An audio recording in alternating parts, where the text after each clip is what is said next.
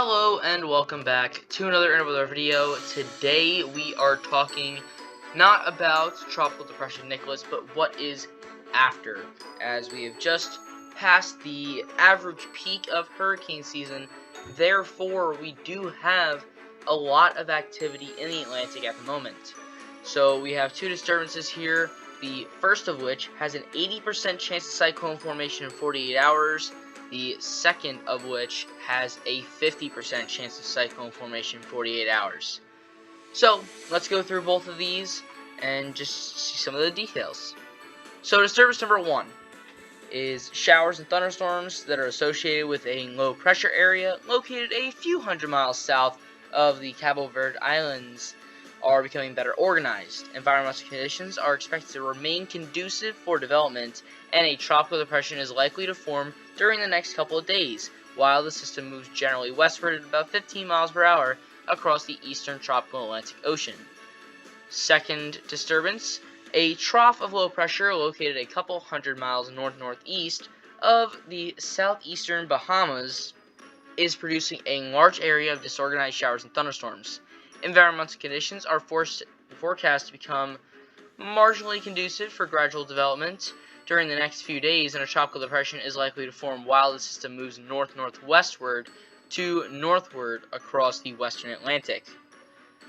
So, here are our two storms, right here and right here. So, first of all, we have a low pressure that forms right with disturbance number one.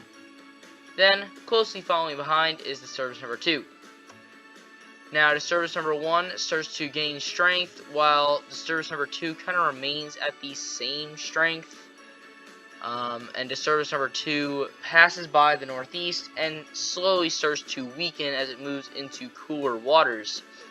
While disturbance number one starts to strengthen a little bit, possibly a tropical depression or a tropical storm at this point, and it's fluctuating. It goes into the 990s, then back into the lower 1000s in terms of millibars, so it's fluctuating in strength.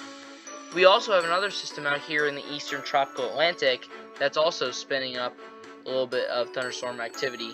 But disturbance number one takes a turn toward the north right around Puerto Rico and starts to intensify quickly into a hurricane, and once it gets out into the central Atlantic, it could be a major hurricane.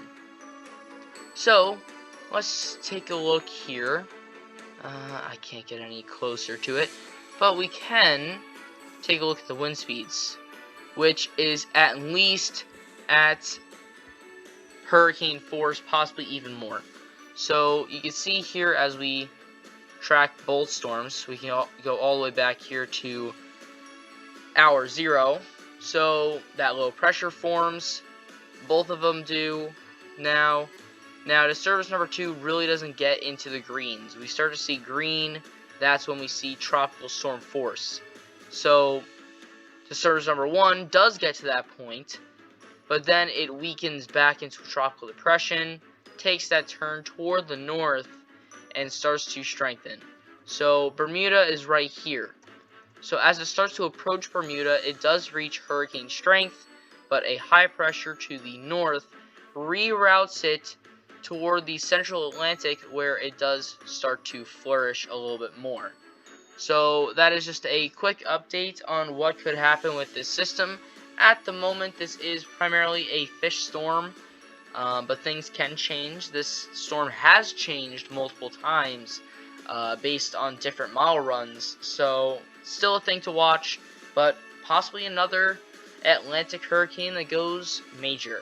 But that is all I have for today. If you enjoyed this video, consider leaving a like, subscribing, and hitting the bell, and I will see you guys next time.